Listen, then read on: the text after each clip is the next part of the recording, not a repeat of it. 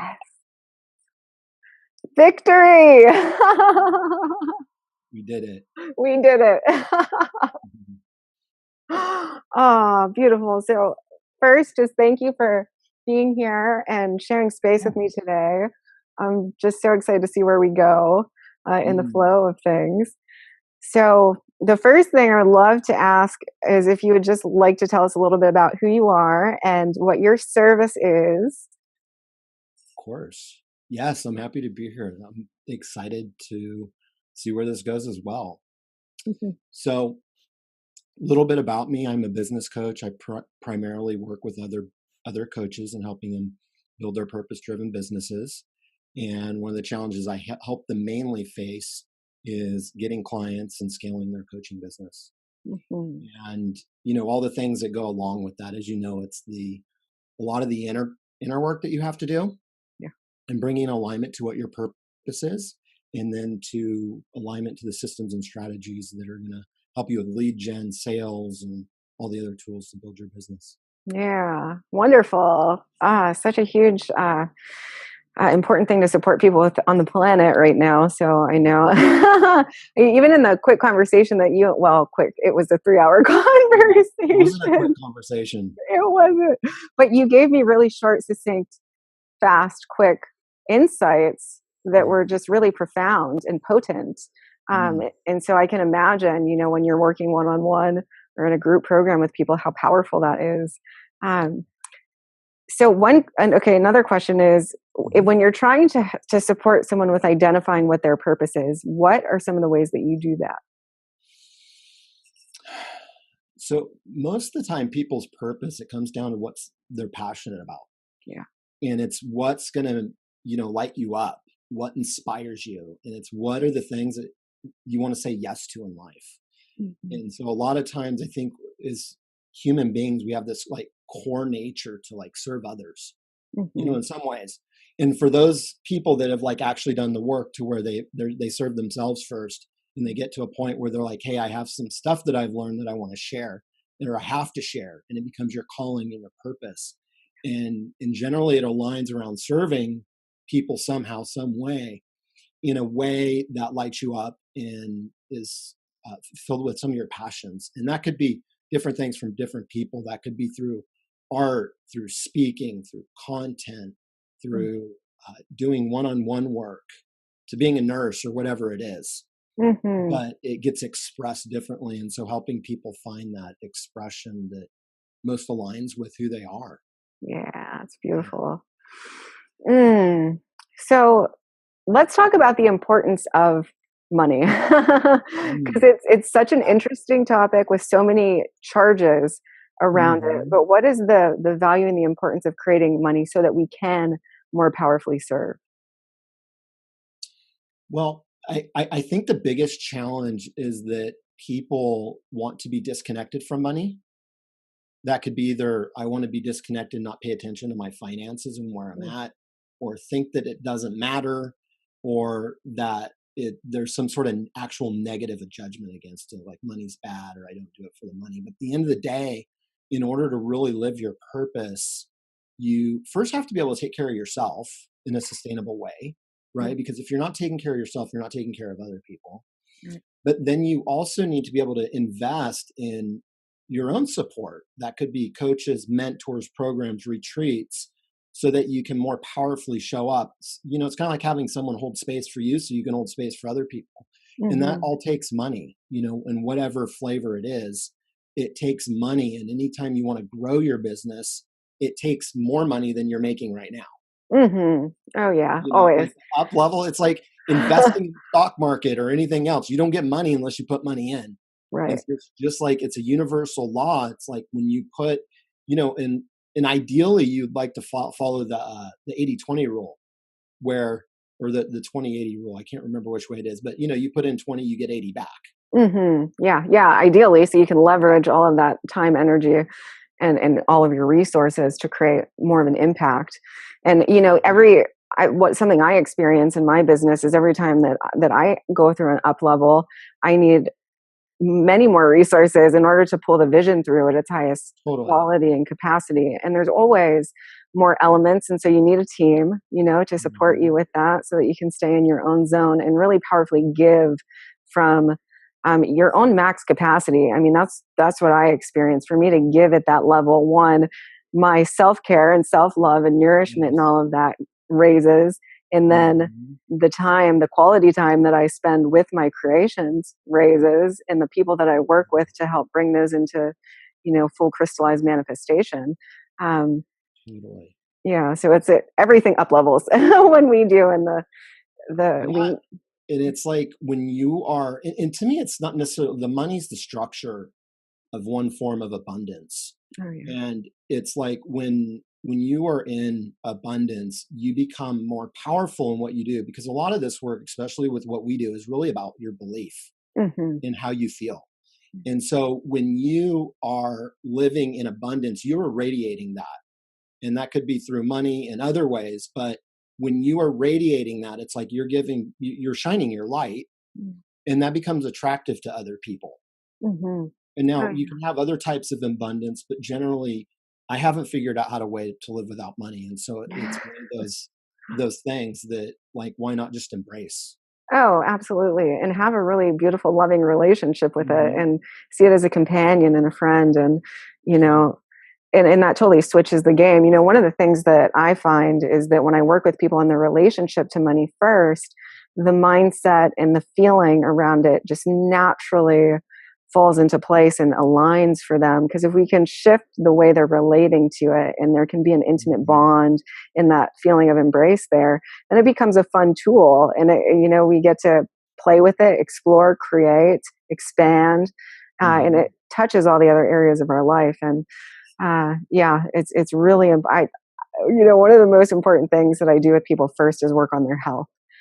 And get them into that space of abundance with their health, and then empower them to have an empowering relationship with money, because we do need it. And even beyond the focus of our personal lives, for a lot of the things that we would love to accomplish and actualize on our planet, we're going to need resources to do that. And so people who care deeply, having the financial support that they need, not only to serve themselves, serve their purpose, but then serve our world at a larger capacity, I feel is so important right now. And, there's nothing in the world like empowering, like to really empower someone to abundance and to see the impact that it has in their lives.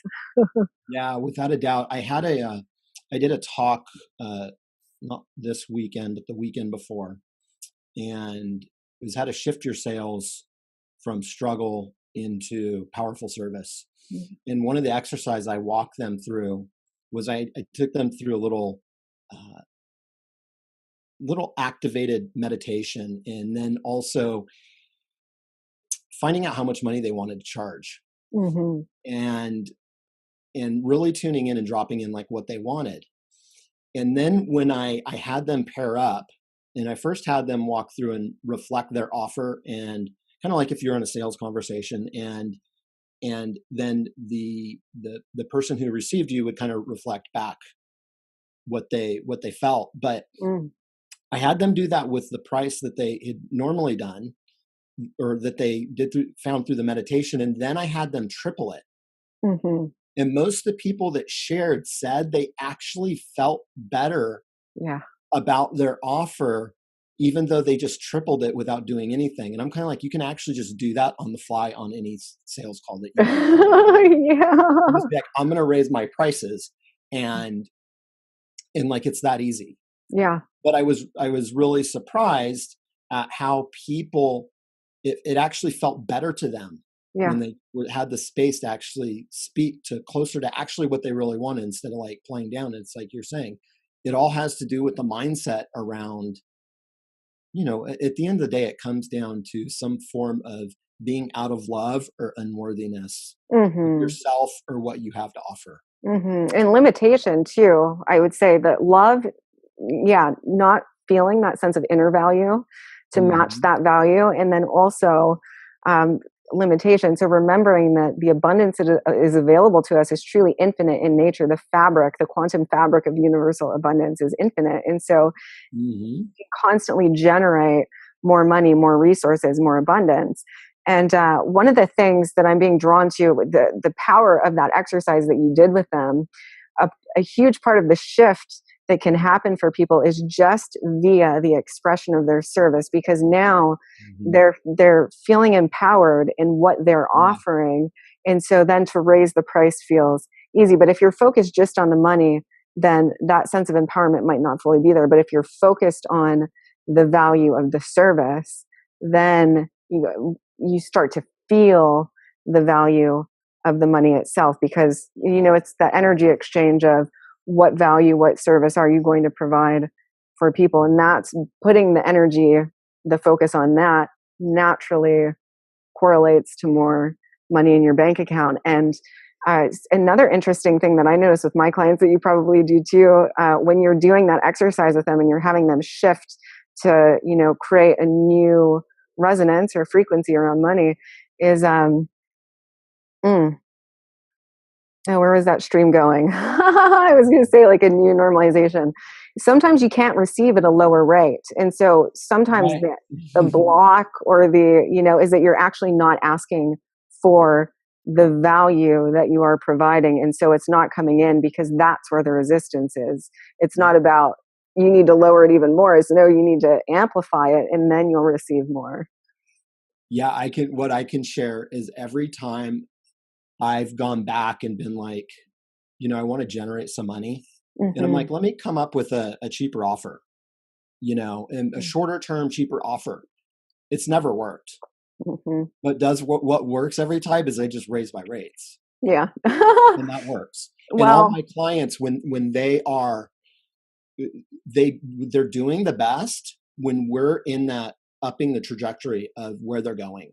And it's all about the momentum of money, because energy or money is really a velocity of moving. And anytime you're pushing and you're expanding it, you're putting more. It's like it's a snowball effect. Yep. And so anytime you can stay tuned to that, it can be quite powerful, because anytime you stay stuck or you somehow limit yourself, it's like you're playing into that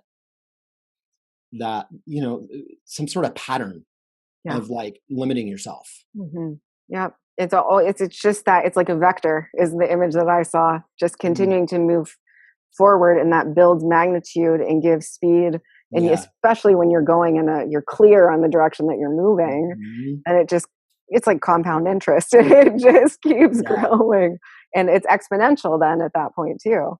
So it's happening a lot more quickly because you just keep adding to that momentum that's already built. And that's, ultimately what creates velocity is once that momentum is really rich and thick and grounded in, you're going in that direction, you can really give solid velocity to it. And then things are just, I do want to say though that anytime we are like up leveling, because sometimes I think when people talk about manifesting money, it's like, oh, just live in alignment and your affirmations and money's going to rain in. But at the end of the day, what happens anytime we desire something that we don't have right now, we have to ask ourselves, I ask myself two questions, like, what person do I have to become to receive that? And what prison am I living in that I don't know that I'm in? Oh, wow. That's profound. Because otherwise it would show up like that. Yeah. And so it's like, how do we get to that place? And that's why I love the work that we do, is because we can help people very quickly see those energetic blocks, traumas, mistruths, limiting beliefs, patterns that are holding them back. And because, we're all living in a reality that's been, to some extent, we've been living in since we were, like 5 or even before. So we don't know the world any other way. Yeah. But when we can get reflected in a way that's more true, see things that we can't see through mirrors, we can be like, okay, maybe I have to learn something to actually play at that level.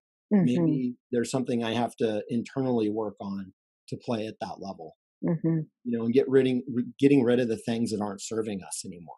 Oh yeah, that's huge. That's, I'm sure you do this as well, but one of the very first steps I find is to guide people through a space of clearing and creating space. So Mm-hmm. looking at, what is actually serving and empowering and uplifting you in your life, whether that be your own lifestyle choices and habits and rituals and all of that, or your relationships. And now we're just going to go through, and we're going to make some power moves here to get you headed in the right direction, clear that space, and then shift the focus into becoming that very first one. Because so I don't spend a lot of time working on blocks with people. I place the full emphasis on becoming that person. So I love that, because a lot of times I have found the perception, blocks are the perception that there's a block. So if you were to take all of the energy and shift it into becoming Yeah. the masterpiece of your own life, being that version of you, rising up to that next challenge or that next opportunity that is available to you, creating in alignment with that and placing all of your energy into that, a lot of those blocks naturally dissolve because you're feeling so great and empowered and aligned, and the alignment is the very first piece. So cultivating that energetic currency is the first space. So starting to feel that, going into the visionary space, getting clear, seeing what that next level for you is. Who are the people you're engaging with? What conversations are you having? Who are you in that reality? And then starting to take that energetic alignment and create very clear structures for how you can channel that energy into a creation that you can then exchange as something of value for other people. And depending on where we are in our journey, that the size of that, or the richness and complexity is going to look different, but there's always that next level. And even when you think, yeah, I've created a masterpiece here, there's always going to be additions to that. And I find that that's great. That's as it should be, because we're creators naturally. And so when we're in that flow, it becomes an inspiration to continue to create that value for others. Yeah. Yeah, that very first part is so key, because yes, the alignment is, that very first important step, but then how do your actions complement that energetic alignment? Because you have to have rituals and strategies in place to sustain that energy and to keep growing it and to actually develop real integrity inside, which the strength, the core power and the core strength to live in those realities. So an example might be, if you want to be a speaker, but you've never given a speech before, but it's really active in your visionary space, you're going to have to feel what that potential gap is for you between having that in your visionary space and then actually being present on a stage in front of people, powerfully delivering a talk. And then what do you need to do in your life to propel yourself into that space and to have fun and to view it as empowering, is one of the ways I like to look at it. So instead of self-improvement, it's like, how can I be my most powerful, authentic, sexy, alive version? What are the things I need to do to cultivate that me every day, and to look at it as a fun kind of creative project, seeing ourselves as that creative project, and then letting the value of our inner being translate into what we bring into the physical, and then allow that to return to us. Just keeping that open infinity loop.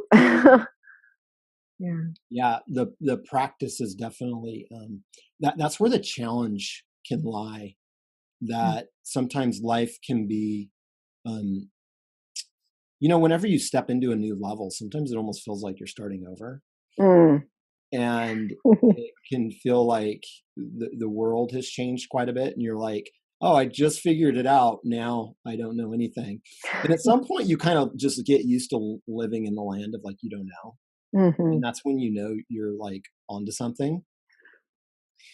But yeah, you had mentioned relationships. So I had a relationship end a little while ago, and it's been so clear to me, like how much just being in that relationship stifled just about every other aspect of my life, from my relationship with my ex-wife, my kids, my business, my clients, I started realizing how, and it wasn't necessarily directly tied to any of those things, but it's the environment that you're in. And so sometimes that practice is in the action, like you were speaking about, or making hard decisions about what's ultimately in alignment from you and living your purpose, Yeah. and being okay with not only just showing up and practicing it. It's not about just writing affirmations and in a vision board and manifesting money or clients or whatever.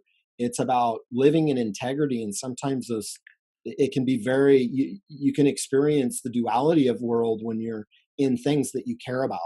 And that could be someone, that could be aspects of your business, that could be projects or products that, you know, your heart's tied to, but you got to let go.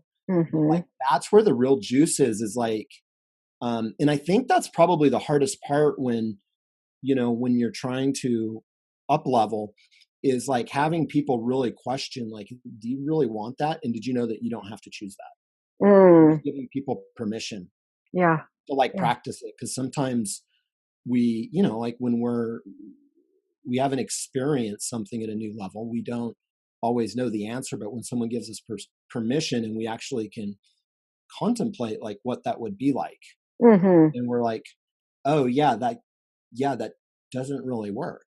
And it becomes so much easier to put it into practice. Yeah, absolutely. I love that. Just giving people permission to go into the reality that they truly desire to be experiencing, that aligns to them. Because I mean, ultimately, we're here to elevate the consciousness of our planet. And if we're creating out of a consciousness that's in resistance to what we're creating, then we're just perpetuating that consciousness. And so this is something else I want to circle back to in a minute, if you'll remind me too, is why shifting the consciousness on our planet is so important before we can actualize more global centric changes.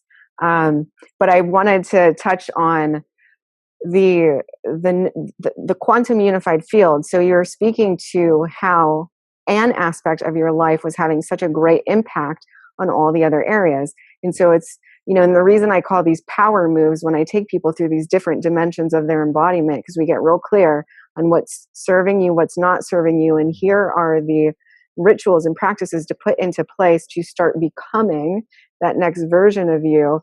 And we look at all of those different areas because that quantum field is unified. So your health will affect your finances, your relationships will affect your health, your finances, you know, all of that. And so it's really important and key really to have all of the dimensions and areas of our life in that vertical aligned space. And every time we go through an up level, that changes. And you know, I've learned to look at it in a positive light because I've experienced these cycles so rapidly in my own journey, where if something falls off, I'm like, that's great. That means that I'm accelerating into a new iteration and version in abundant, you know, a more abundant reality. And so I've gotten better at letting go. That has been one of my personal biggest challenges. Because it's easy to say too, like if something, you know, disappears and then new things are appearing, am I doing things wrong, or am I, you know, and then you just start to understand the energetics of it more thoroughly. You're like, oh no, I'm just aligning to more abundance. I'm just expanding. Yeah. It's like, yeah, at least when I experience these, sometimes I'm like, oh, ouch, that hurt. Yeah. You know, I might have a little grieving process, but generally speaking, like when you've kind of lost yourself to the depths of hell that I have, it's like it's not quite so painful each time, and but it doesn't mean it doesn't hurt. But you're like, that's got to go. But I also know that something else is going to come in that's bigger and better. Right. Yeah. Yeah. You know, something that I've observed is that the recovery time gets shorter and shorter and shorter. And this is something I train with flow too, is actually living in the dance, living in the flow of things. Can we shorten that recovery time between cycles, and can we just let go and keep moving forward and it's very, you know, I mean, we talked about this, but yeah, once you go through those depths and you really start to see the pattern recognition, you understand what's going on a, it's personal, but it's also depersonalized in a lot of ways. Something I've learned to do is look at the it has to be energetics. depersonalized, because that's the whole point, that that's what makes it personal or painful, is that it's personal. Right. Yeah, And so when we absolutely. can step away, it's not, it just is. Yeah. That's when we can, like, literally, that's when time collapses. And Mm. you're like the next day going like, I don't even know. I don't even remember what happened yesterday. I don't know who I was 30 days ago. Uh-huh.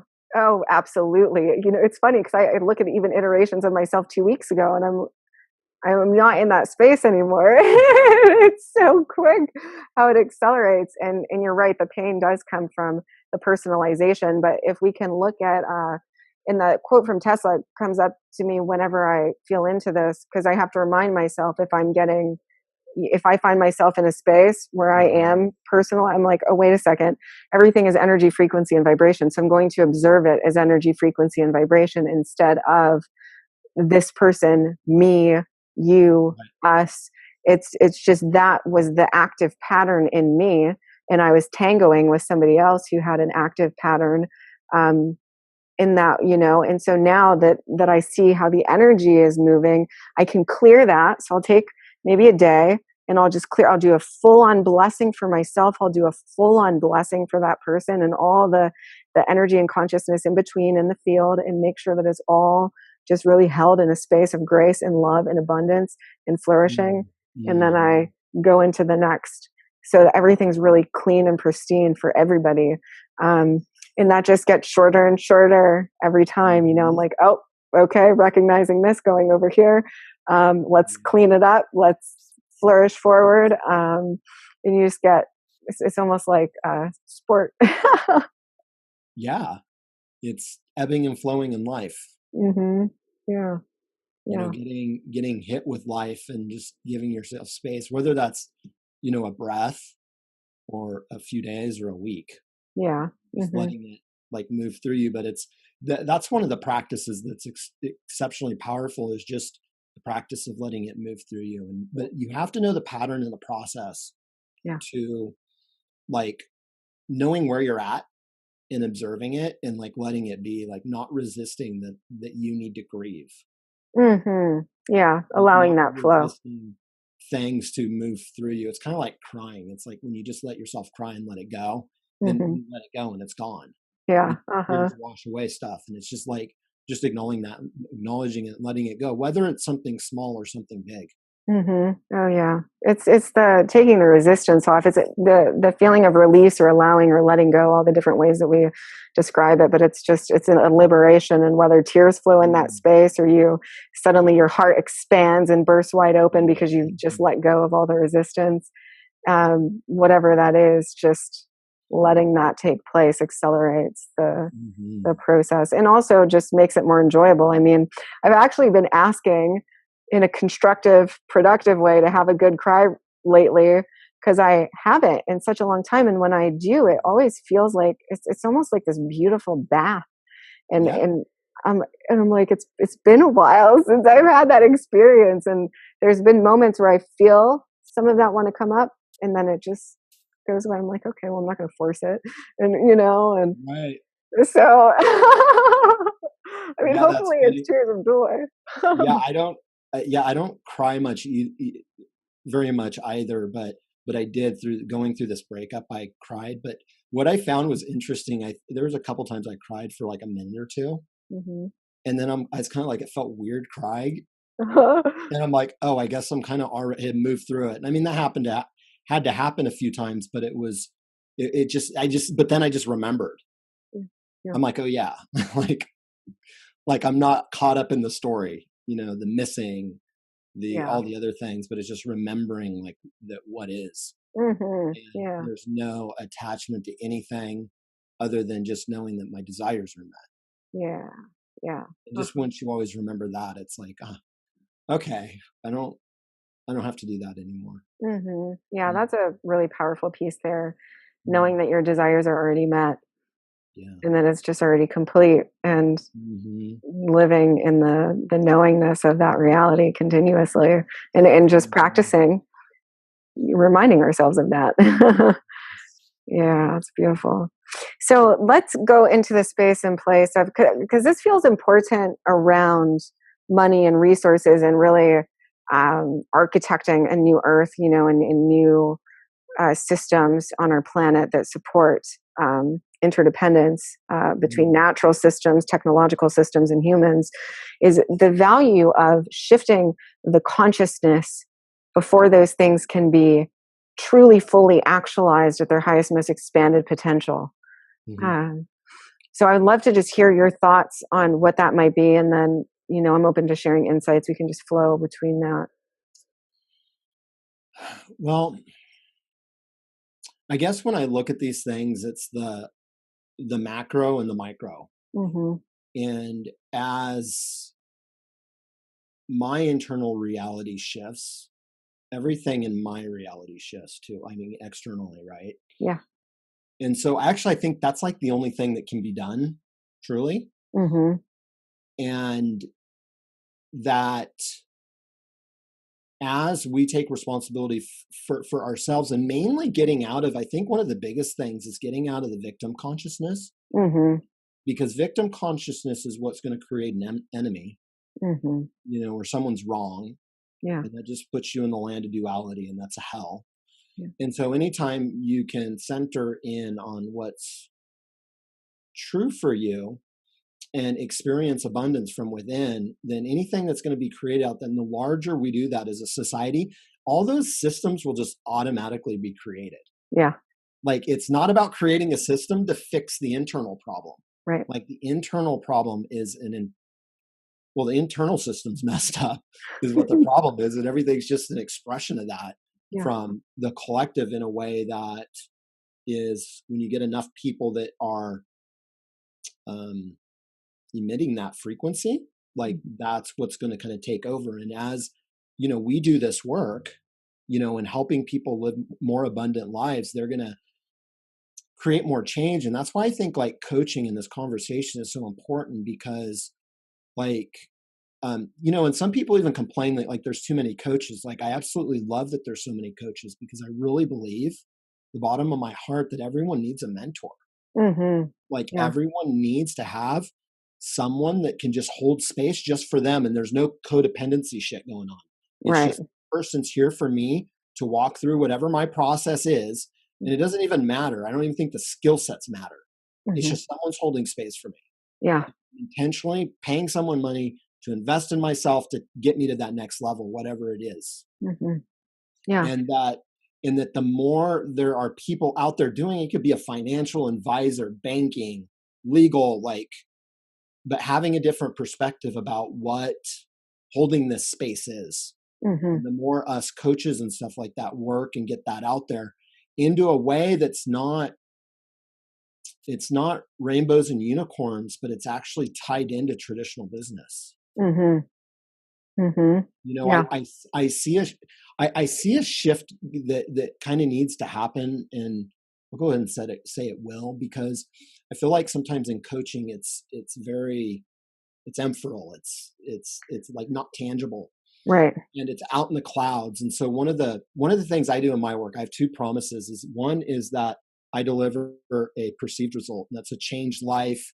You're looking through the rose-colored glasses, and, like, everything just looks beautiful, right?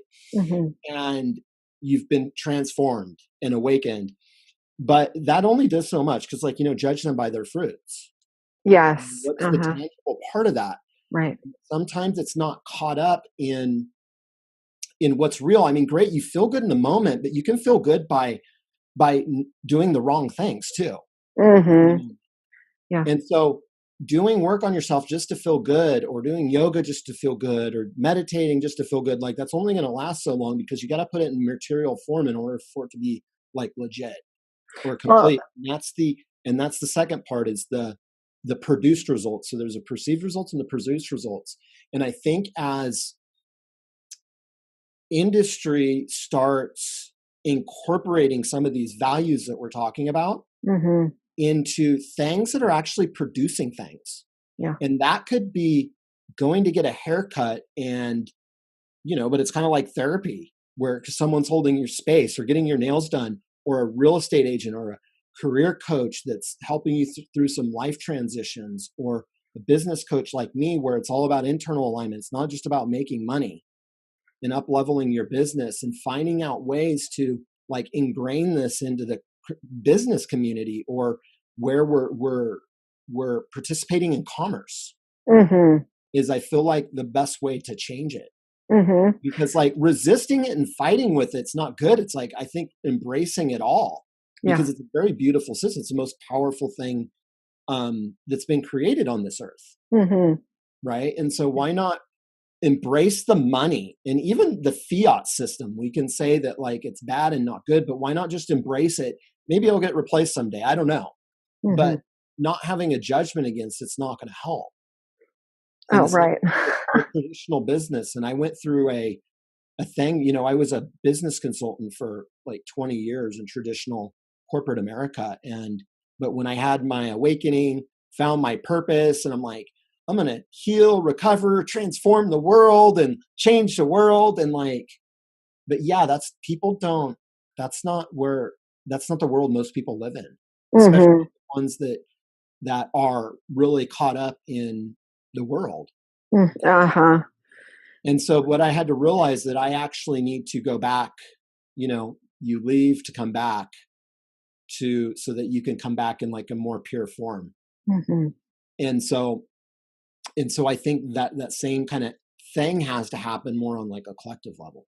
I agree with you 1,000%. That was beautiful. Thank you for, going and taking that journey. And it really just feels like the integration of all the elements and the value and the importance of that, because if you're not loving business and the structures and what it actually takes to create and produce tangible physical results that feed your consciousness, then you're not going to actually feel good, whole, or complete, because that's a part of what allows us to thrive in this experience. And that consciousness shift is primary, but the consciousness shift is so that we can then move into those structures more powerfully from a conscientious space, and allow them to serve them and allow them to serve us from a more expanded consciousness, instead of getting rid of it or having, you're saying, a negative judgment against it. But it really is about embracing it.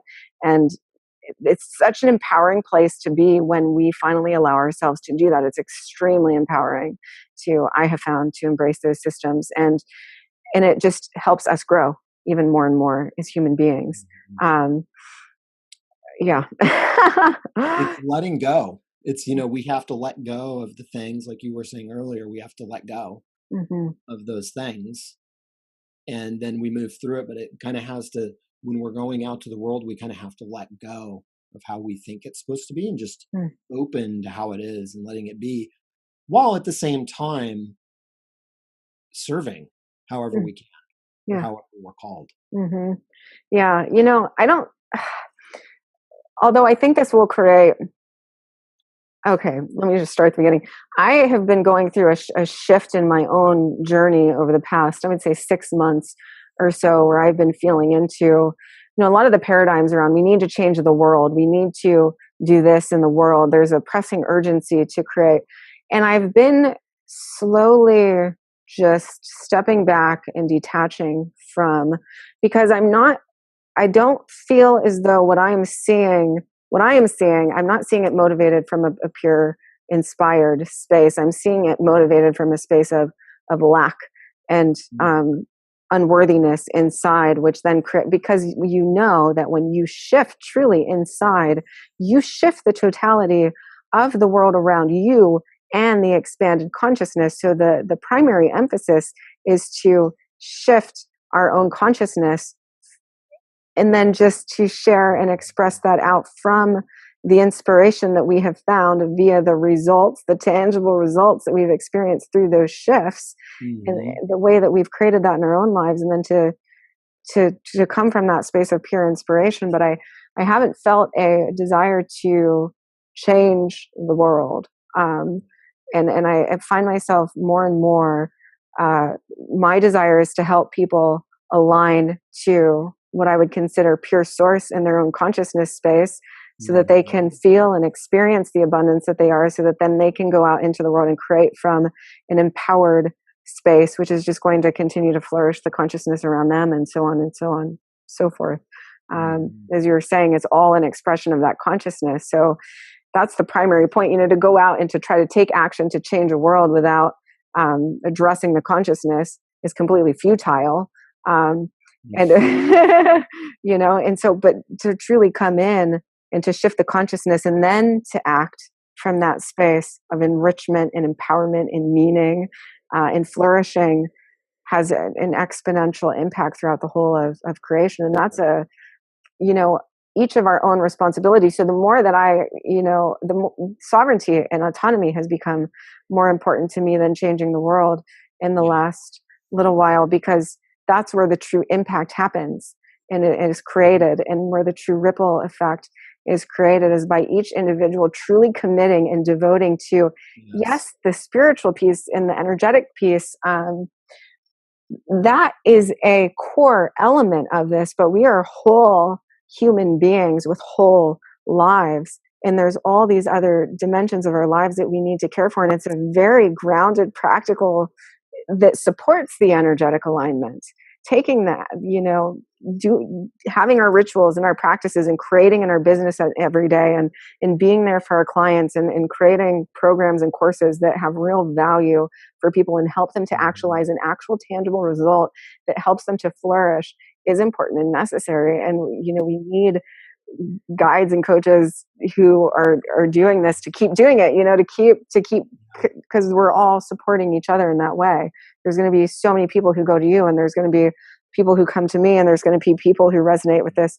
And so having as many coaches as possible, I find, is very highly valuable, and also the value of having our own coaches and mentors. And I can say, as a woman who has built everything in my life from the ground up, primarily on my own, who is now just starting to enlist that support for the first time.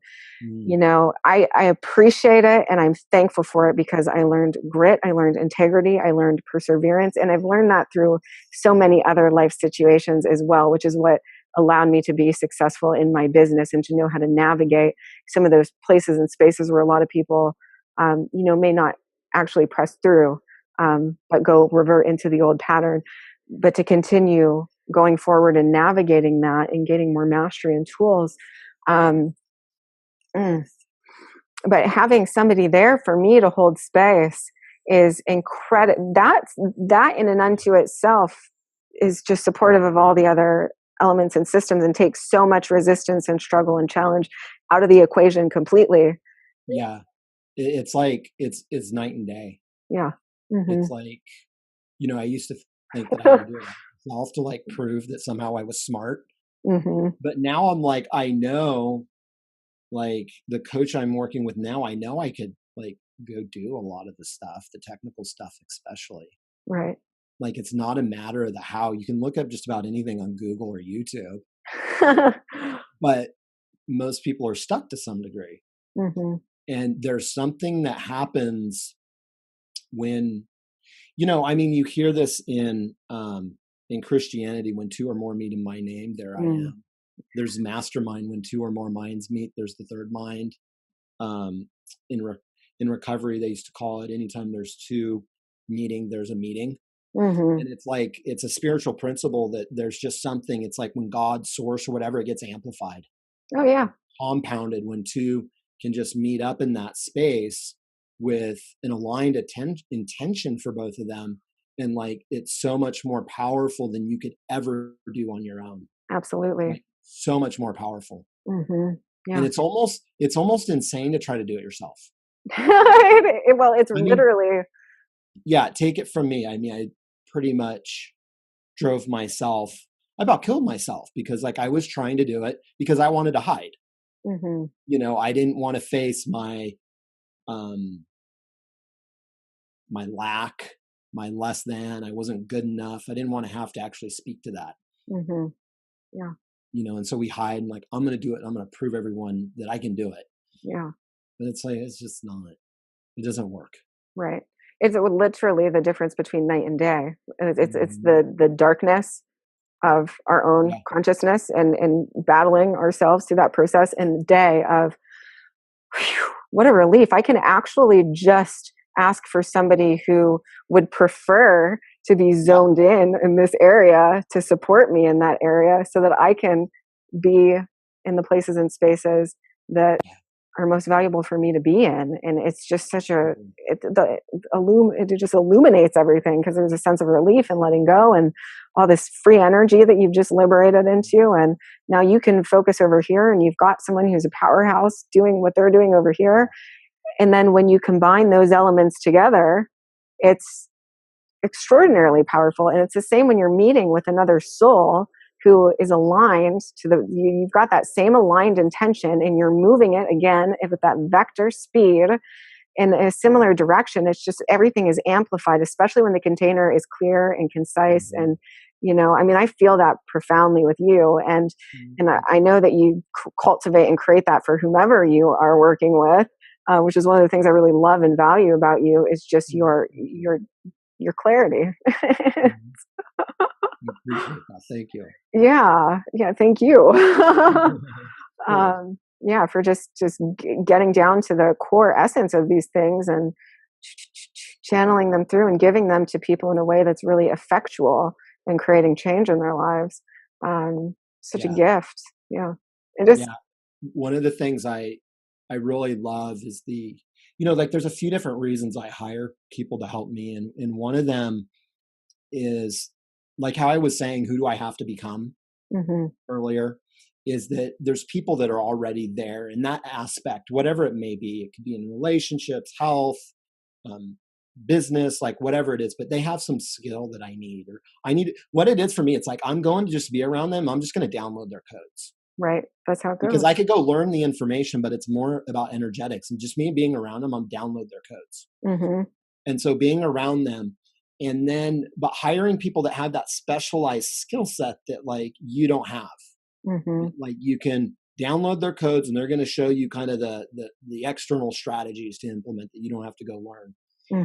But then even sometimes and this could be with the same person too, and I do this with my clients. Sometimes I'm telling them, hey, you need to do this strategy. And sometimes I'm just listening for what their passions are. I'm listening to what I call it their problems, pains, and patterns. And so I'm just listening and just hearing them. And I do the same thing with people I work with, where I just need space to move through whatever I'm moving through. That could be just clearing some emotions, and I need to bitch about something, or it could mean that like I need to just speak out what's kind of all in my head and put it in a more material form. And when we put it into form and communicate it with someone, we're putting energy into the intention and reinforcing, and it's the practice of creation. It's speak it so. And so there's a very powerful thing there. But a lot of times it's not even, I find that like people come to me a lot of times is they're like, hey, I need more consistent money or clients, or I need to take my business to the next level. And that's kind of what gets the foot in the door. But the thing is that's not, the problem isn't the problem. Like it's all the patterns that created that is the actual problem. And I have this saying that says, if you don't know your client's pain, you're the problem. And so it's I feel like I'm actually just here to fix people's business problems, but the true deep. And so like, there's just so many wonderful things that come with having a team or someone to support you. Absolutely. Yeah. This is interesting. So a few different things that are coming up for me as you're sharing there, and one of them is the power of words, of course. And so one of the things that because I'm meticulous with my programs, they're incredibly clear cut, and these are the steps that you go through, and it's also in a lot of ways a bit extreme, because I understand from an energetic perspective the power of words, the power of narratives, the power of energy. And so everything is incredibly results driven and results focused. So instead of placing any type of an emphasis on, because we know the old narrative is not working, we know the lifestyle choices and the habits and all the things that create a pattern in our lives, whether it be in our consciousness or our actual physical lives, the things that we wake up and do from morning to night every day. We know that that's not constructive. So we go right into the zone of okay, let's look at how are we going to wire these areas of your life now? What is the most optimal selection for you in this area of your life, in this dimension of your embodiment? What is the optimal expression of you in this area of your life? What is the optimal? And we get really clear on what those things are so that we can immediately go into the space of living that reality and aligning to that. And then what I find is the energetics and the consciousness naturally start to realign themselves as there's clarity around that. And then there's moving into it from a space of empowerment and Yeah. and so a lot of those old patterns resolve. And something that I've noticed that I'm embracing of yet also have so if there is something that I want to shift on the planet, this is it. The language the language that we utilize to communicate with one another, and also the stories and the energetics that we perpetuate and we reinforce, instead of just this idea of creating these shifts into the new and supporting one another with making those shifts. And because ultimately I have found it's just more empowering. So in any moment I can be focusing on a narrative, but not two at the same time. And so what is going to empower me max? And so how can I keep making those tweaks? And that's a practice. I'm constantly identifying like, oh wait, I'm into that narrative now, I'm just going to zoop. And that is what I would say, focus on that mastery, true mastery within my own being and in my clients, is how can we get everything into that absolute alignment with source, inner and outer. And how can those two things, micro, macro, intrinsic, extrinsic, how do those things actually support and fuel one another? And how are they an ecosystem that support that ultimate alignment throughout all the different dimensions and area of our lives? And how can we keep, so this is how I keep unified beyond duality, is that I don't mix, I don't go in between. I'm just so clear on this is what the synthesis of all of that energy is this is it, this is where we're going, this is where, so can I just place all of my energy and attention and focus and ritual and lifestyle and relationships in, can I get everything on board and accord with that?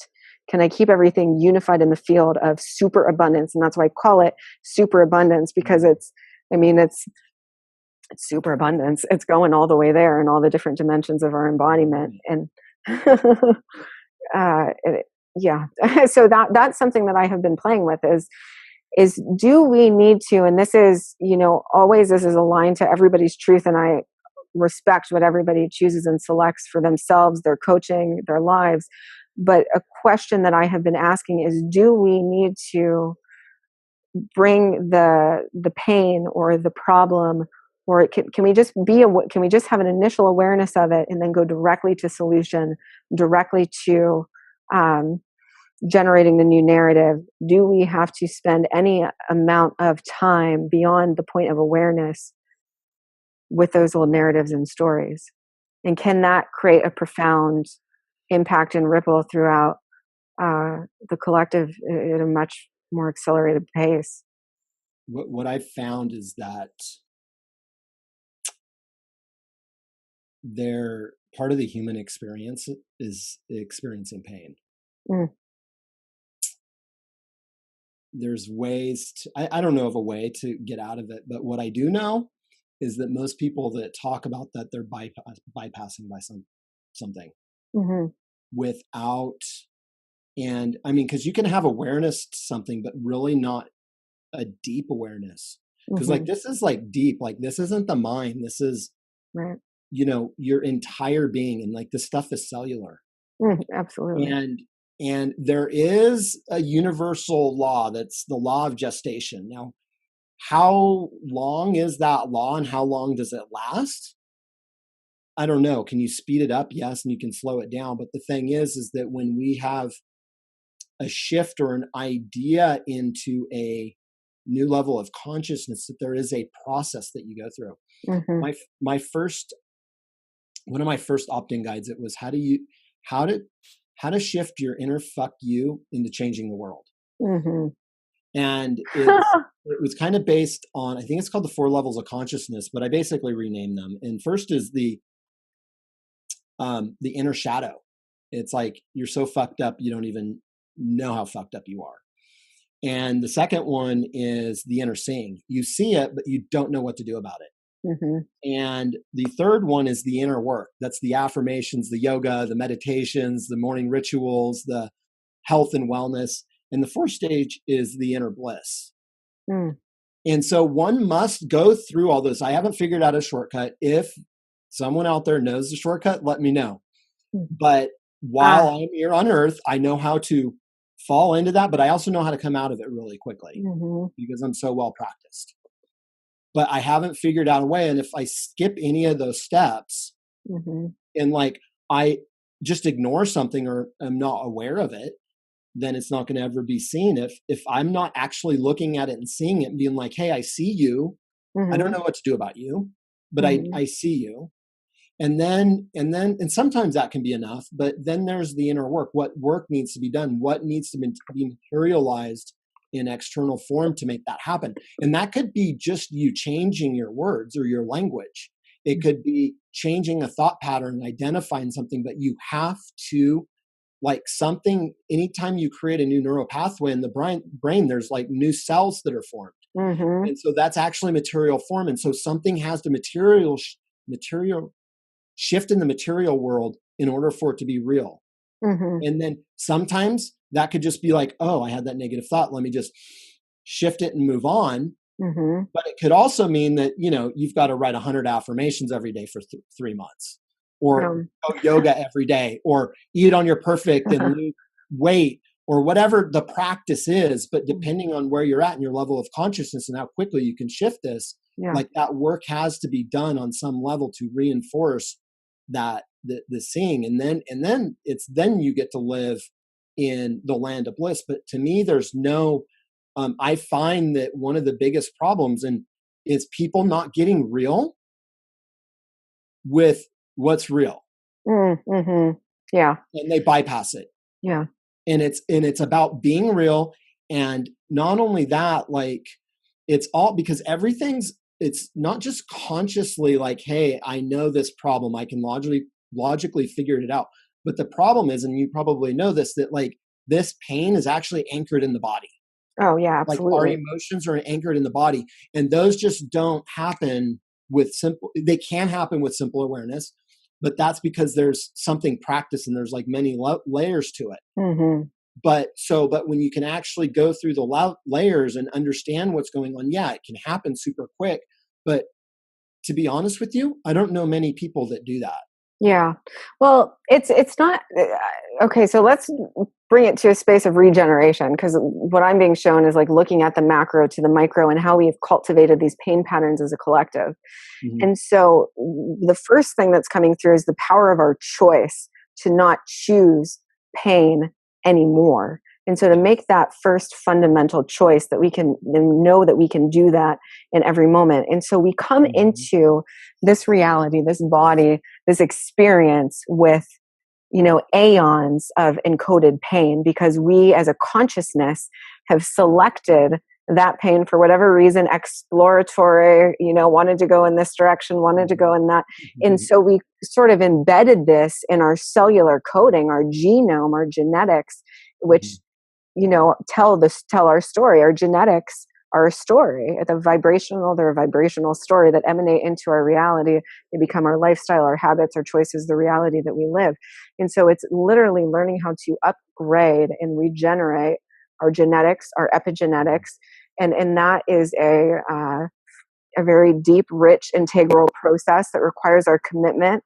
And it's really, so when I explore things like the shadow, I look at what is an actual shadow. What is a shadow? It's a place where there's not light shining.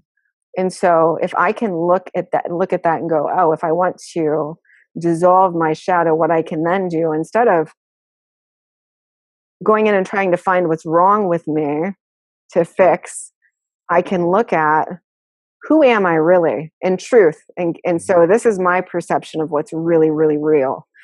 Is and through all of these deep, deep, deep layers of having to regenerate myself through very traumatic catalytic experiences and going to those deep layers to come to these awarenesses and these what I would consider quantum consciousness hacks where we can then go and go, okay, we know a shadow is a place where the light's not coming in, which means that that is an aspect of my being that doesn't know itself as source, doesn't know itself as abundant, doesn't know itself as love. So my solution to that is I'm going to love myself even more richly, even more deeply. I'm going to celebrate myself, and I'm going to take actions in my life that prove to me and nobody else that I am that love, that I am that value, that I am that superabundance. And so I'm going to allow my actions to reflect that love that I have for myself. And so then I start to create those new alignments on a core level throughout all the different areas of my life. And so for me, like, the original awareness comes, where am I choosing something that isn't of my full value, whether it's whatever area of my life that's in. And then I go, okay, what am I going to choose now that is aligned to that frequency of my full value? And then I make those choices.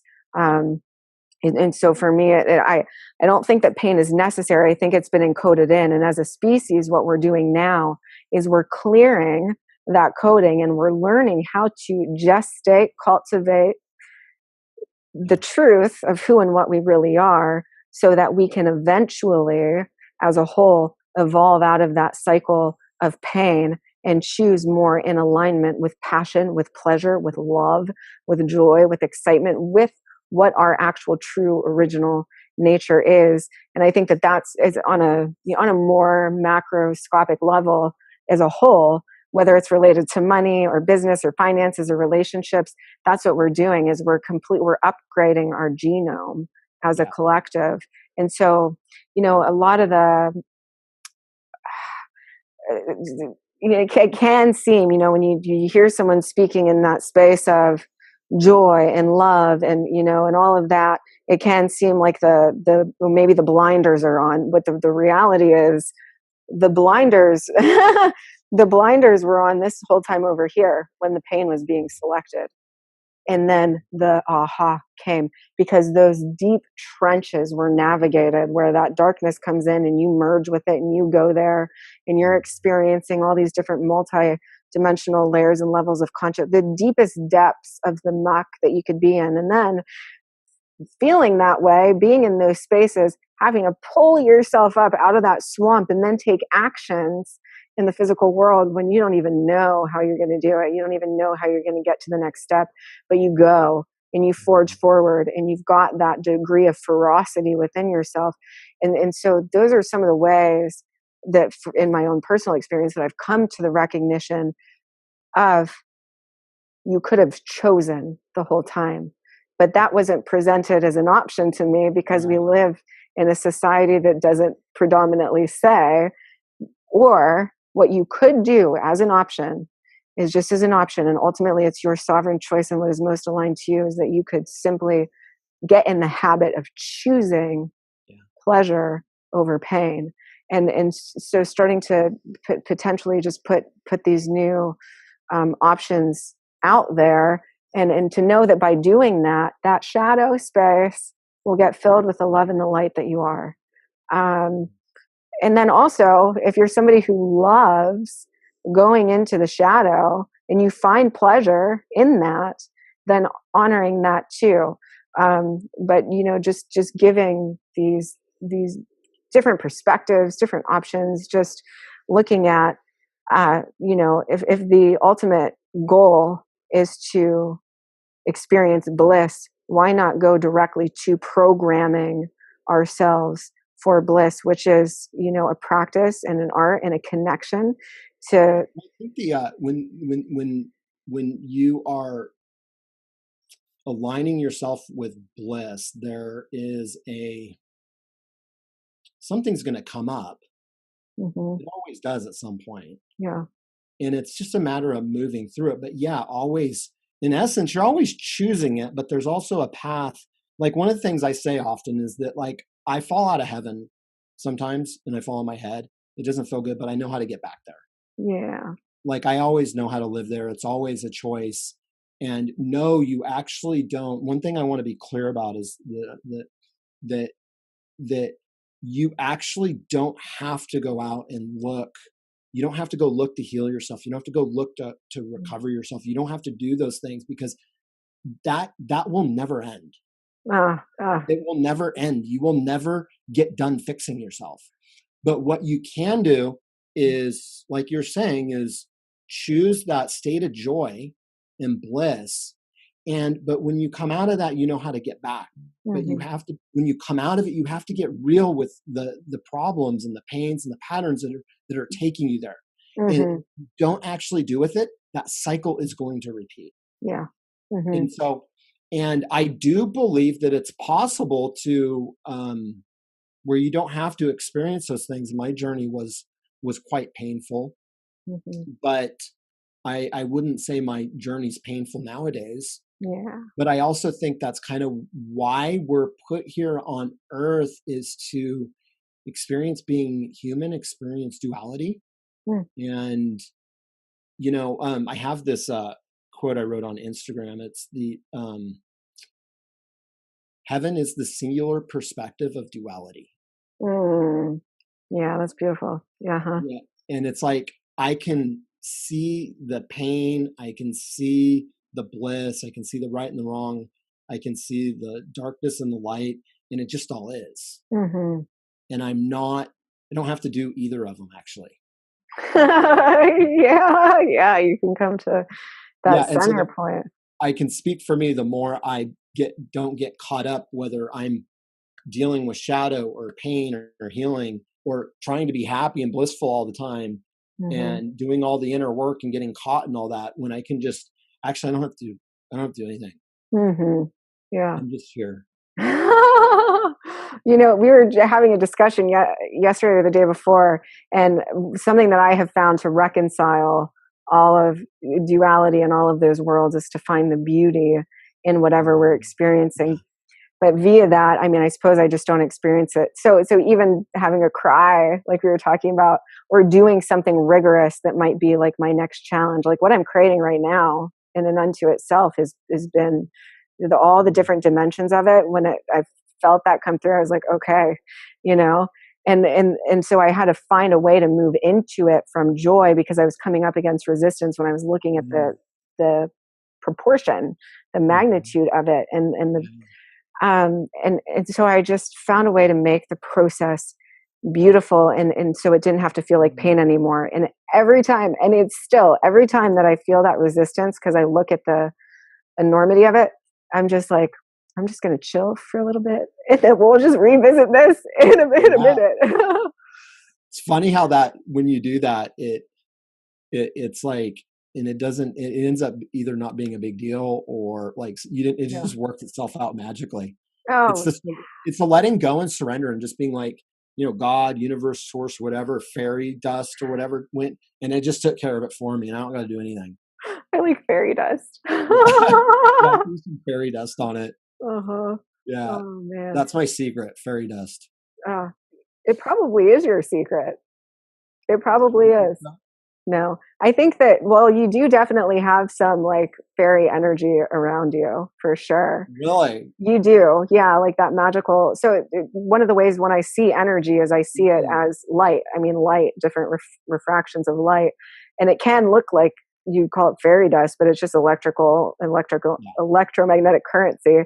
And I can see it. And sometimes the way that I shift energy in people's fields is it's the art of moving the Tao is what I'm doing. And I'm really masterful at that. So I'll look at their energy on an atomic level versus a structural, a human. I just see the anatomic makeup of their being, and I'll go in and I'll shift the energy with the light in the way that it needs to be shifted, so that they can find that rapid alignment. And it looks like that. It looks like fairy dust. And so I'll go places and I'll just course light through the whole building. Like anytime that I go to the store, I'm just, everybody just fairy dusting the place. Oh, nice. I need to carry a little pouch around.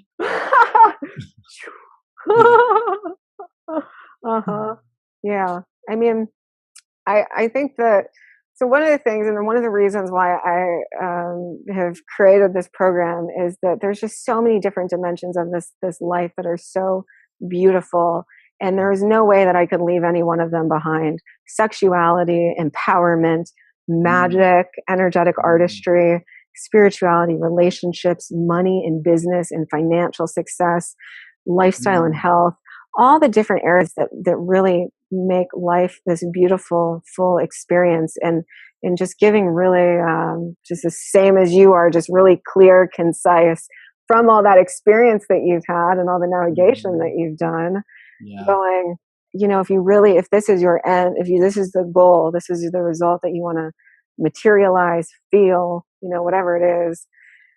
And this is, let's get you there. Let's do it. Let's go. Let's support your flourishing. And I think on an overall level, looking at the big picture and kind of detaching myself recently from some of these ideas of what is leadership and what is service truly, and what does that look like, and what does it mean to be a leader on this planet, and to bring forth what I would consider expanded consciousness, super consciousness. What is super consciousness even? And do I find that I see great examples in the world of what a super conscious leader actually truly is? And I am devoted to being that in my own, experience, and becoming the embodiment of that, and supporting other people who want to do that. But the core crux of it is that we're really here to optimize and maximize flourishing on all levels, because life is continuously expanding into more and more life, and beyond me, beyond our ideas of what leadership and all. This is the way that life is moving. We are moving into more and more embodiment of light, expression of light, animation of our divine creator avatar, our inner actual musicality. We're always more expression, more creation. And so, so the flourishing piece, and then just remembering, so I think that we're here to create. I think we came here to create. I think that we are creators, and that we came here to create and enjoy and to savor the novelties of what it is to be in a human body, and to get to make love, and to eat food, and to create businesses, and to, to just, lay on our plush fur carpets with our crystals and have ceremonies, or go to a business meeting when you're in a space with people who are just all the different things we get to enjoy. I love the creation part. It's it's just, I guess that's why we're here to create. I don't really know. I know that it feels good to create. It feels true to me. And so I have fun doing it. So I want to create more. And I love, you're speaking about what does it mean to be of service? And this year, it's been kind of, I'm moving more into like what I would consider like a training company, instead of just being a coach, because much of what I could do could be systemized and put into a package. And like I've done it enough times where I can produce results for my clients consistently. But how can I do that more on bigger levels? Because like I'm only one person with so much time.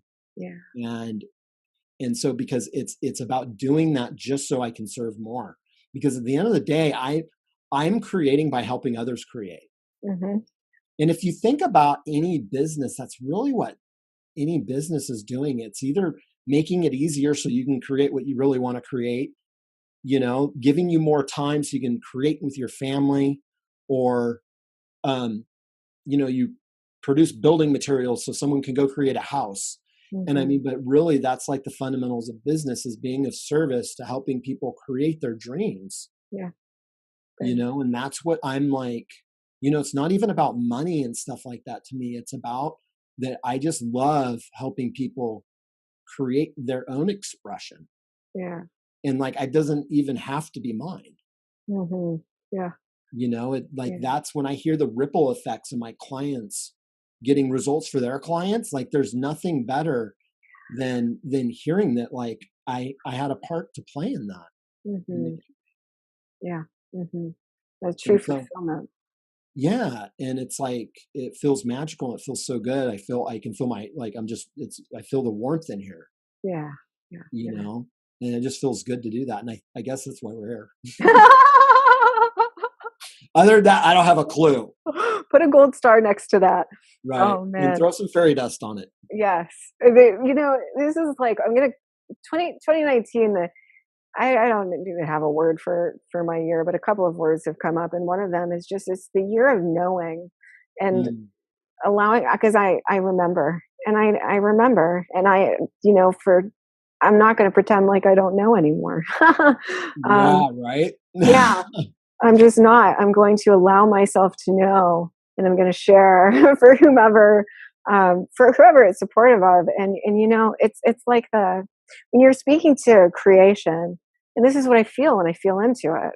As creators, is what does our dream landscape look like, and what are all the elements of that, and what makes each of our unique, our quintessence and our soul truly come to life. In this experience. And I think the beauty of it is that we are all an expression of that expanded genius, you know, that expanded field.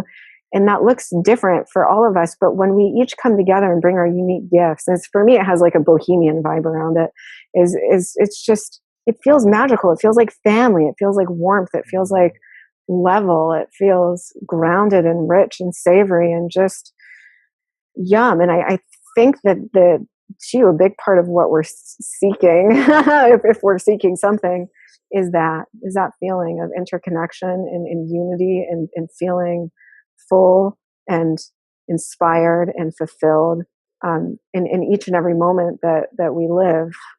You know, every moment that we're here. And that, I suppose that's that's something I've been trying to like get on lock, you know, is how to bring, and that's a constant, it's a tweaking and a learning and just like we do with our patterns, you know, it's like you don't know that this thing over here was making this thing over here Right. go until Find out afterwards. Yeah. Right. And then you're like, oh, I could have just made this switch or this, you know, and some of the choices are more challenging to make and more difficult than others. You know, man, I remember when I was engaged about 4 years ago, and or maybe it's almost been 5 now, but my soul was pulling me forward, and I could, the pain of my soul pulling me forward into my next life chapter was more than the pain I knew that I would feel by making that separation. And so some of those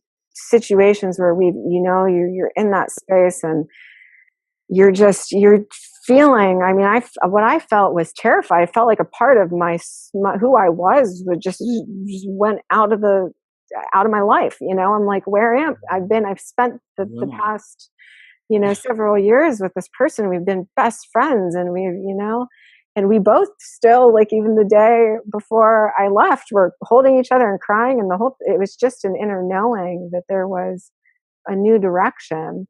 And then sometimes it's something as simple as, I probably shouldn't eat that anymore. I'm going to eat this instead, you know, like, or, you know, maybe I should do my, this ritual at this time instead of this time, because it seems to have a greater effect that way. It can just be these tiny little tweaks, and we're all navigating what that is for us, because we're just such dynamic, complex, beautiful, multidimensional beings, and what lights each of us up is going to be completely different, you know. And what a gift. I call that pivoting. That's just what it is. Yeah. That's a great way to look at the transitions. There was when I was in Bali, there was I remember there was this, I think it was a palm tree that was like, you know, like 80 feet tall or something like that, but it was like really, or maybe it was bamboo, but I remember it just being like really straight and really tall. And there was this vine that like went up like this in like perfect zigzag all the way up, and it was a vine. And normally vines are like all over the place, but I'm like, oh, that's just so interesting that it's just climbing up this pole, but it's like pivoting. And in life, like I haven't figured out how to stay in perfect alignment 100% of the time, but it's like, gotta come back a little bit too far this way. And I mean, it's the like the ebb and the flow, masculine, feminine, structure, flow. And like, what's that one thing that needs to shift that's affecting the other thing? And it's like, but it's just like narrowing the path. And so we're just making little, just kind of flowing. It's like you get into it and it just feels good and it flows. It's ease. Yeah. And it just feels really good. But just being with, okay, like I almost fell off. Yeah, to be like, let's not hit the iceberg this time, Like, yeah, absolutely. And that's, I love that you said how it's just getting more narrow, and it really, I suppose the image that came to my vision was a spiral, as we this, who the heck knows what direction we're going, but truly, yeah, everywhere and nowhere. Oh, is the focal point it's some future field, or is it in a field that is now? It's all these interesting ways of perceiving it, but it's really like starting to tighten that loop for our own self, and to stay in that. And a huge piece for me has been, and I just keep referencing this because I feel like it might be helpful for other people who are watching who might be having a similar experience, but has been staying anchored into my truth, staying anchored into my sovereign truth. I'm just going to just that. And what my experience of life and creation and source and we is at a micro and a macrocosmic level, and not going into the stream of mass programmed consciousness. So my zone, I'm tightening up around that, because out of empathy, often I will go there because I get it, I understand, and I see the patterns, and I understand from a space of experience too. So it's like, how could you not want to? But then knowing what the ultimate, what is going to be empowering versus disempowering, and being able to give that, and instead of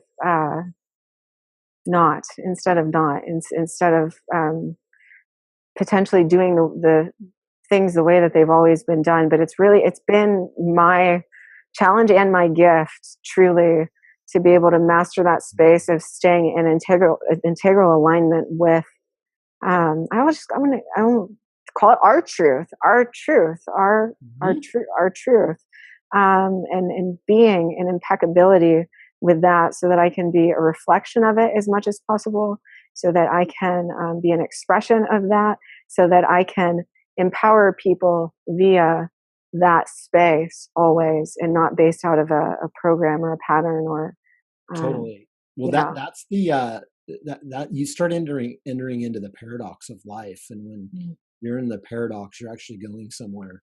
But it's like when you're speaking, when you speak your truest truth, there's parts of you that are like, you call it the shadow or whatever, that's like, that's not real, you don't deserve it, it doesn't feel good or feel right. But there's that deep knowing, the voice, it's like, no, this is, you're meant for more. But there's this part like, no, but wait, I want to hold on to you. And that could be relationships, how you perceive things like money or something, where you want to hold and control onto them. But it's like being able to let go. But then also that it actually might be wrong or against someone else's truth for you to live your truth. But being okay with that, hey, this is just my truth. I realize that it might even be wrong to you or society, or it might even be wrong, but it's still what's true for me. Yeah. And being able to go, because nothing's all good or all bad, right? And sometimes we have to act into our truth, where there's parts of us that it doesn't feel true, but we know it is true. And then other people are, playing into the patterns and conditions. It's like, it's wrong. And it might be on one level. Yeah. But all we can do is just follow that truth and be like, but that's all I can really do, is just do that. And I'm okay if there's consequences, and I might have to reestablish, conscious contracts, real contracts, and deal with the consequences for me living my truth. But being able to play at a level where you're like, I'm so into my truth, I don't give a fuck about anything else. And I don't mean that you don't actually care, but I mean that it's not going to change my mind to live my truth. Right.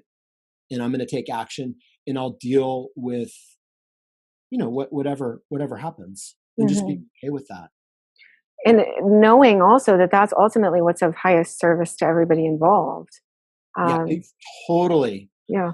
Totally. Because every time I've done that, like when I left, you were sharing about your engagement, when I left my 20-year marriage, like that. And that's where I like really learned this. I had to, like I felt like I got thrown in the deep end of the pool, but it was like leaving something that was so, I was married for 20 years. I came from my parents' house, and it felt so wrong.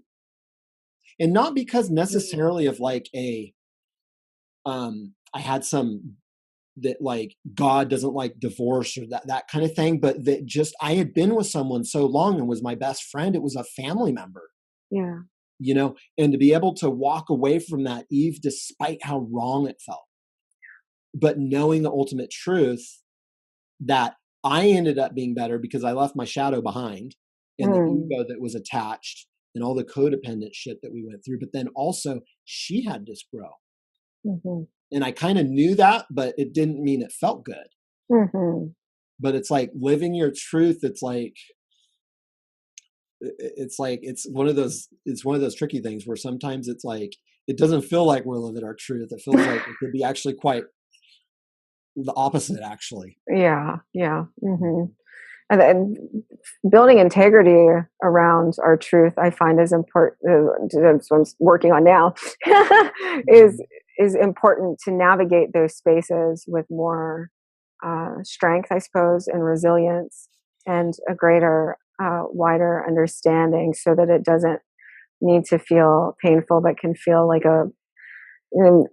we'll see if we get here we will get here as a collective. I trust and believe that we shall, but have it be a more celebratory experience. Like I'm now liberating myself to have this experience over here, and I'm liberating you too, because if one person is feeling in bondage, then both people are. And so it becomes a wow, like that's the love. The love is that I'm choosing to follow my truth, and that's what is honorable to everybody, to all of us, and to do it in a way, hopefully, that is loving or integral, so that it can be a more smooth transition. Of course, there's always going to be, it's like you had a person in your life by your side for so long, you're going to miss your buddy, your best friend, and that's going to come up, and you're going to make new ones, and all of that. And so just being with I suppose there's that word beauty again, and just finding the beauty in all of it, and making those transitions and those shifts, and ultimately, hopefully, just living, finding, creating a life that you love, and allowing that to continue to expand, and allow yourself to explore new truths and new alignments. And what I have found for me is it's about my truth, but it's mostly about like what I feel like I'm anchoring into at this point is what is the truth of soul? What is the truth of all of our soul? It's not so much about like, can I honor that reality in every moment out of the, kaleidoscope of lenses that I could choose from, out of the, infinite perspectives and subjective realities and ways of perceiving this moment that we're in. Can I choose the highest aligned expression of soul that can I see soul? Can I see soul here? Can I see it in me? Can I see it in others? Can I see it in what I'm creating? And can I master that? That is what I feel like me being in my truth more is about, and to find the places where I'm like, oh, that wasn't fully in alignment. So that's great. That's where I can shift that into more alignment, and let's keep doing that, and let's keep doing that until the whole thing is the reflection of soul, of source, however we connect into that dimension of ourselves, because ultimately that's what's occurring for all of us anyways. And if I can, and that's the moments where we feel good and we feel aligned, it's our alignment to that reality, that truth. Because in any moment, and this is something that came up in another conversation that I've been contemplating in my own space, is so if I look at my reality right now, the reason why my actual physical reality is on point is because I chose to observe the reality of soul before the physical reality was on point. And now everything's on point, because when I started to observe that reality of soul, my actions started to follow suit. I started to become the woman I needed to be, and all the other areas started to calibrate to that. And then they became like taking a breath or brushing my teeth. I no longer need to schedule in my morning ritual. I no longer need to. It's such a natural, inherent part of who I am, that is what I'm continuously generating more of, and everything. And so I recognize, I mean, there's so many different ways to look at money, and I know that I can create exponential results via my direct connection to source, period. No action, no course, no product, no program, no nothing. I know that I can personally do that. Now, has it taken me a thick and thorough cleansing of my consciousness to even come to that level of belief and knowing and understanding? Yes. Do I recommend that to 90% of people? No, because there's also all the actions that I take to maintain that belief in that level of consciousness. And so I know what I had to do to clear my system out to be in alignment to the capacity to create at that level. So that's all it is. It's the capacity to create at that level. And those were all physical action steps that I did to clear my channel, to clear my system, to clear my mind, and to stay in that space of alignment where that can be my reality. And it's just fun to create stuff. I want to interact with people. I want to create massive value. I want to create a masterpiece that reflects all that I've learned and all that I am. Why? Yeah, absolutely. I mean, like, what's the money without, connection in some ways, and business relationships, it's all about connection. Mm-hmm. Yeah. Well, and I suppose because there's a 10-year jaunt in my journey where I was guided to travel alone and to learn and grow and study, and just went through this whole experience. And I developed a relationship with reality, and I started to recognize that everything around, so that connection for me personally is always active and alive, whether I'm interacting with a human being or the force that is the ocean or Mother Nature, whatever I'm interacting with, I'm feeling that connection to that energy. And so I view it all a little bit differently, I suppose.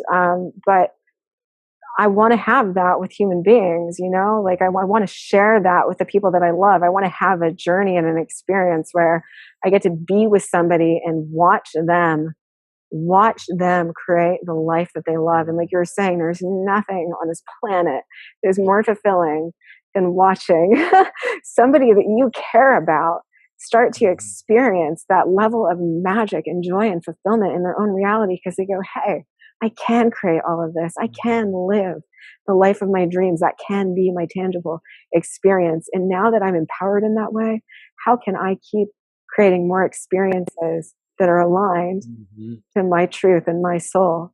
And how can I then give that to other people so that they feel the blessing? So it's just giving the blessing that you've been able to create and reproduce for yourself to other people, to watch them flourish and to enjoy the journey with them and to take the journey with them. And I mean, you obviously, and then plus you've got so much energy when you realize that you're that magical, that you can create from the fabric of infinite universal abundance. That's a juicer, that'll flip you on into high gear, and you get all this energy to then go and create stuff. So that'll be there always. But so there's just all these different dimensions of that I see even around, even the question of what is money. It's how much of money is just a virtual number that you look at on a screen. It's an ethereal virtual transaction that's not even backed by the gold standard. It's an idea. Yeah, it's an aspect of energy and consciousness. Yeah. And so when our consciousness is aligned in certain belief patterns, and this is another aspect of sovereignty too, is that once you identify what your beliefs are for you, I mean, you can literally be the sovereign center of your universe. Your reality will respond to your beliefs, and it doesn't really matter what the collective has going on, or what. Sometimes I wonder if you're real or anything else is real, and it's just not an experience that I'm having. Yeah, yourself. And it's probably both. I think it's both, but I think you're real. But sometimes as I heal or shift into what I really desire, it's literally like the world changes, and I don't see those things anymore. They stop showing up. Yeah. And it can be quite profound. It's like you woke up to a new reality. Yeah. This is exquisite, and the lines of, a couple of things in relation to that is, one thing that I've looked at is anything that, because reality only exists where we hold a focus. If I'm not focusing on it right now, does it actually exist, or did everything just go to zero? Or did everything just go to 500,000 or whatever? Or does the outside of the space that I'm in right now even exist? And when you see that you are the world, and that you literally are all the different facets and dimensions of your multidimensional hologram, and that when you shift, it shifts and it mirrors you and it aligns to you, and that you've got all the power within to create those changes, then how many multiple earths are there? And is there a world that needs to be saved? And looking at that, and then also, so what I came to in that space of all these alternate timelines and dimensions and realities is, one, the ability to create change instantaneously. And it's not for the sake of rushing or not rushing or any of that. It's just because you can. And if you want to, you have the capacity and the technology to do it. So why not? So there's on the level of creation. And then there's looking at what are our collective agreements and how do those impact and influence one another. So what are we actually holding together on this earth as a collective who have agreed to certain things? So there's a strong enough focus there because there's a strong enough collective agreement. Enough people have agreed to trade via money. And so we are utilizing money as a source of trading value, or what we would consider value. Value in and unto itself is a different conversation too, because for me, alignment and energy are the most valuable thing. They are. Yeah. Because it is everything else. It's what makes everything else. It's what births the physical, so all of these fun different ways to view and perceive reality. And in the context of that, you can go beyond just even the third dimensional, I would consider them more basic beliefs that a lot of us are evolving out of and shifting out of, and really tap into the meat of who we are as cosmic creators and the power of that and the capacities that we have. I think about the Egyptians, because I plug into Egyptian technology and how I don't think they gathered around and hoisted up those stones. I think they were accessing internal technologies and working with other elements in the solar system, at least that's what I've hallucinated about it or imagined, or and have experienced in real time in my physical reality, utilizing my own internal technologies at a level of my own. That was what my next curiosity was. I was like, okay, well, we've gone here and we've gone here and we've gone here. Let's utilize these gifts and these abilities and let's see what we can do. And so I did that. And so what I look at when I'm structuring anything is, what is creating the result? Like, that's what I want to know. I want to know, how did this thing translate from an idea or a sensation or a desire into a physical, felt, lived experience, and getting that magic on lock for starters. And then also looking at what are the physical things in my world that help me cultivate that magic, that space, that clarity, that ability to super consciously direct my reality and move energy, because that's what it's what I'm doing. I'm directing energy. I'm not really technically, I'm not creating anything. I'm directing energy in favor of what I want to experience, or what I'm helping somebody else experience, or whether I'm doing a planetary activation too. So, utilizing it to support the elevation and expansion of intelligence and consciousness on the planet. So we all remember that we have access to these gifts inside of ourselves. Yeah. So, yeah, just, It's beautiful. I don't, yeah, thank you for listening. I love, so one thing I want to do, I love the dynamic between us where you can just be like very clear and concise about all these things, and I'm just in such a flow with it. It's like the complete opposite expression of the energy, but I love the way that it merges. Yeah, it's very it's like circular. Not linear. Yeah, not linear. No, although it's another fascinating thing is I find that some of the most exponential manifestations that happen in my life that are completely nonlinear happen when I'm taking linear steps.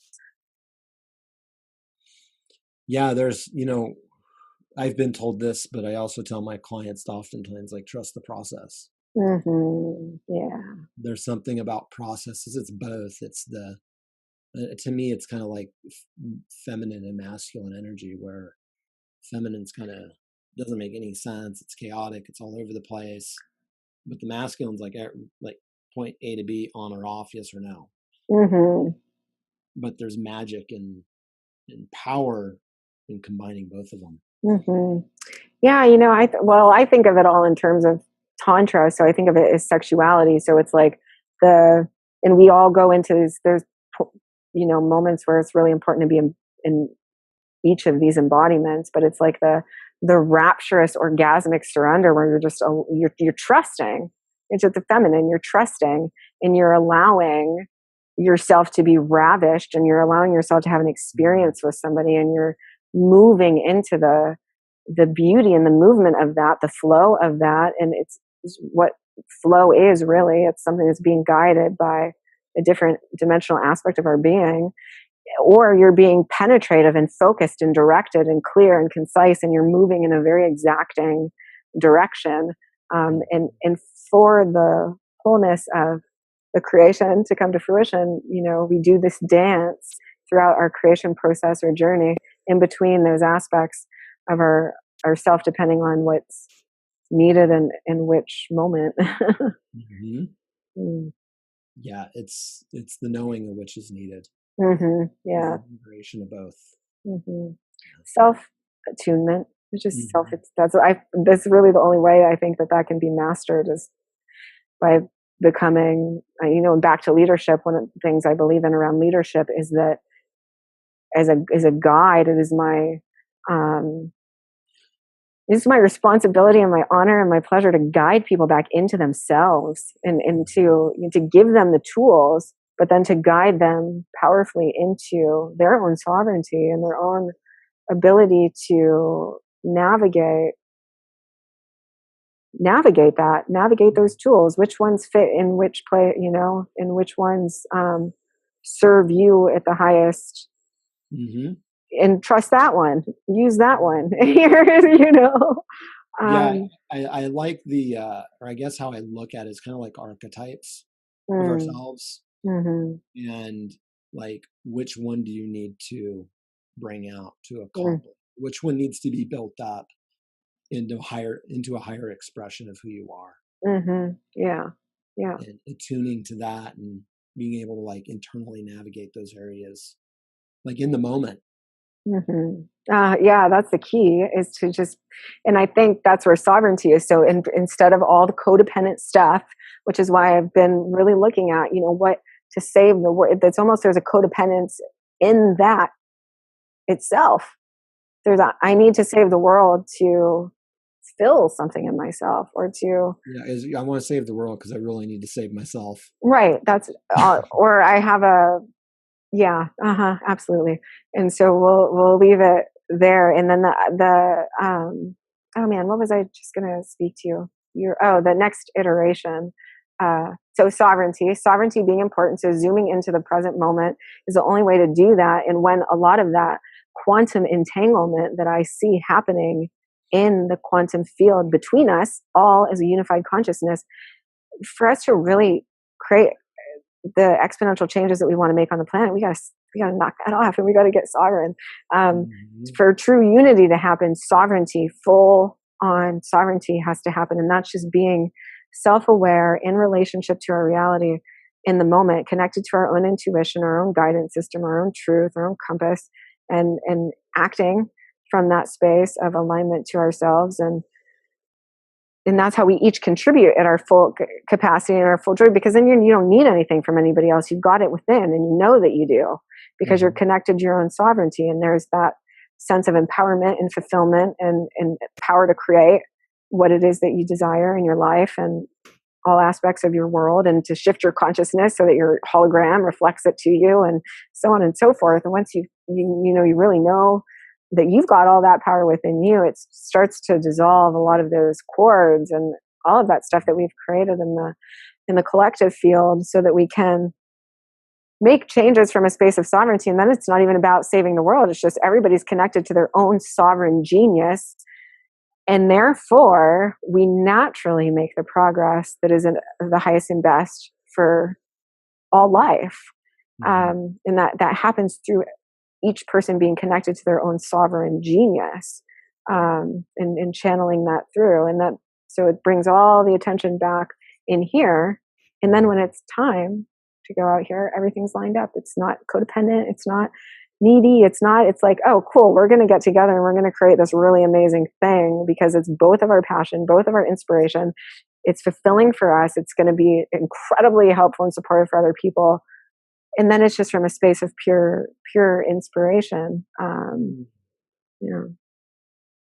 That's so good. I think it's ideal. It's ideal. And I think so. I believe that it exists. It exists when we create the sovereignty within ourselves. Yeah, here's to more sovereignty. Yeah. Sovereignty and empowerment and yeah.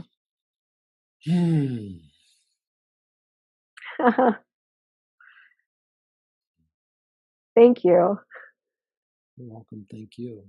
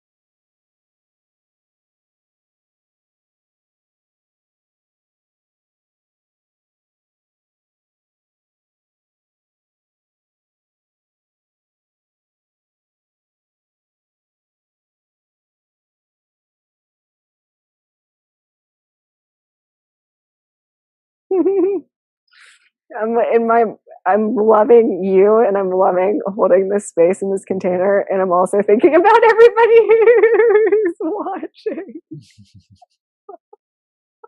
I'm wondering what the threshold is for something like this. Well, I guess we'll find out. Yeah, we will.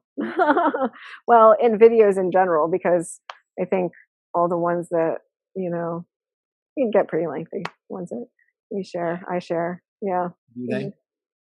They can. Yeah. They can. 1-2 hours sometimes. Oh, wow. Yeah. We've been doing great with an hour lately. And I don't put any kind of a cap on it. I feel as though if there's something that is meant to flow through, it's meant to flow through. And whether someone tunes in for 5 minutes of that episode or the whole 2 hours, then everyone will receive from it what they are meant to receive from it. So I just allow. Yes. I love that. Well, it's been a lot of fun. Yeah, it's been great. Thank you. Like how? Oh, we've only been on for an hour. Is that Really? no? Is that correct? No. Oh no, I'm looking in the incorrect time zone. I think we started a little after 5. Yeah.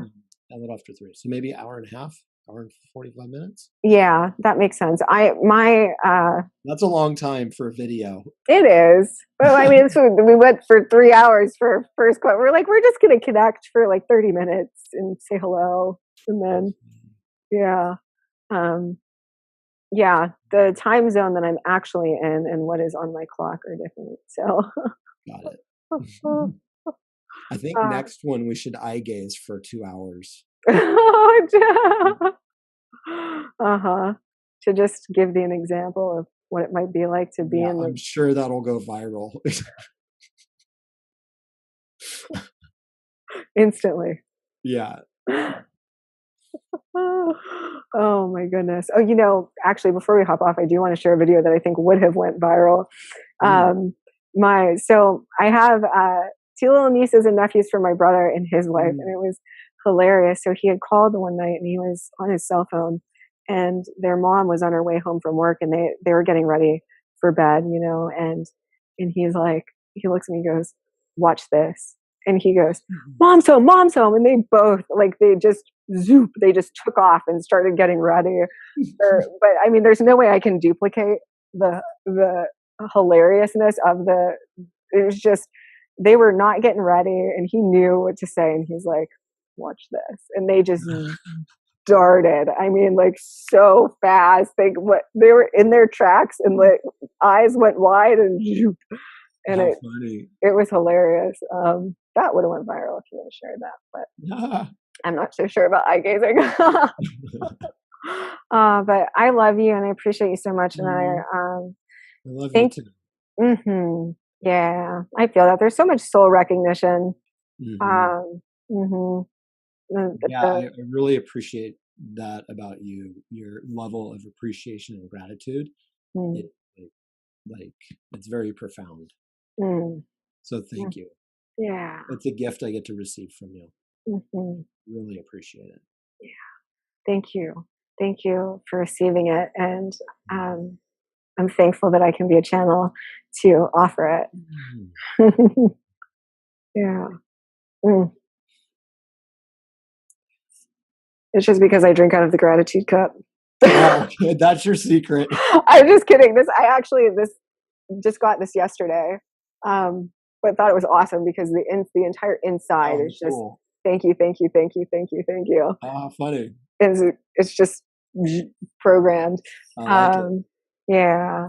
I appreciate the clarity of your channel and the succinctness and the forthrightness in your ability to stay connected to your truth, even in very potentially challenging situations, and to honor that and to follow your compass and to know that those things are of ultimate service to you and all beings. And really just taking people to a space of true success and fulfillment in their lives so that they can feel that and that they have the really clear guidance and tools that they need to create that for themselves, and as well as being held in a container of love and warmth and grace and compassion. One of the things I love about you is how well those energies and you complement one another, because there is that forthrightness and that clarity, but it's just, there's so much warmth with it. It's just because you do it out of love, and that love is always there, and you can hold that space and that container with such integrity. Um, and it's beautiful. So thank you for creating that for people, and for being who you are. Thank you, Solara. I really appreciate that. It's a Uh-huh. beautiful reflection to receive. So thank you, Uh-huh. You're welcome. especially from you. So thank Ah. Oh, you're welcome. Um, well, yeah. So, uh, thank you guys for tuning in and joining us thank you. tonight. Yeah, we love you so much. And Steve, I'm sure you and I will connect again soon. Yes. Yeah, I hope that you have a lovely evening. Enjoy uh, your weekend ahead. Yes, I will. Yeah. Thank you, Solara. Yeah, you too. And we will talk soon, I'm sure. Yeah, and if there's anything that you want to add real quick, if you have any courses or programs or services where people can find you, your website. Yeah, you can go to steve.love, real simple. And you can go to steve.love/free, and I have a sales training that you can check out. Real Awesome. simple. Or find me on Instagram. It's me, Steve Love. Oh, that's awesome. I love it. I saw that you got the .love, and I was like, yes, Yeah. it's spreading. It's become, yeah, it's great. I love that. Yeah, I had to. SteveWofford.com was taken, and it just didn't quite have the same ring. Steve.love is great. Thank you. Yeah, I kind of lucked out on that one. Uh-huh. Very cool. So, All right. Well, so much love for you, and yeah, you too, we'll Solara. connect again soon. Thank you. All right. All All right. right. Bye-bye, Solara. Bye.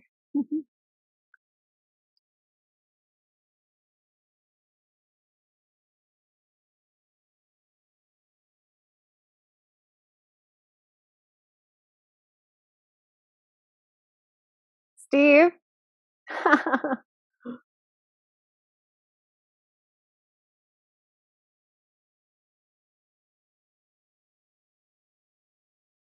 Steve.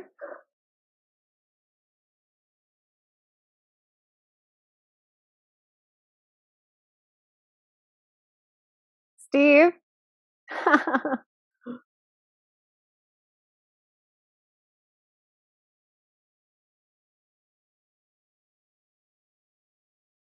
Steve.